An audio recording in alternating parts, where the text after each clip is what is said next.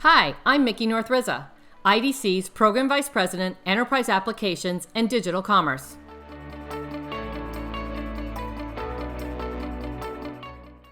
In the past year, organizations have learned to depend on technology much more than they ever had in the past.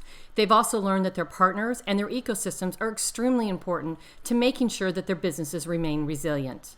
From procurement and supply chain, logistics, and even the employees, everyone is learning how to work together and understand what they can do within their enterprise and how that impacts the rest of their ecosystem around there in their business networks.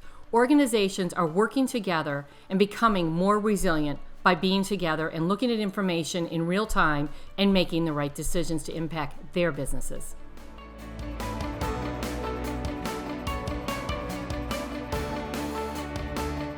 The global economy has transferred even the smallest business into a very large business because of the network that's enabled.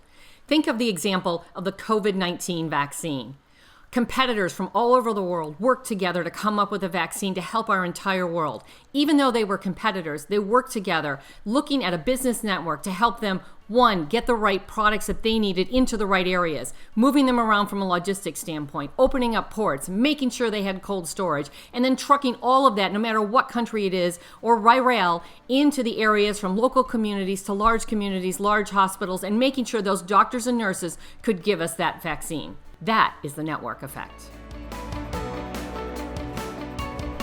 Business benefits achieved from a business network include accelerating your time to market, collaborating in real time, finding new sources of supply, looking at risks, understanding predictions and taking them to the next level, and finally, leveraging the collective intelligence of the entire network.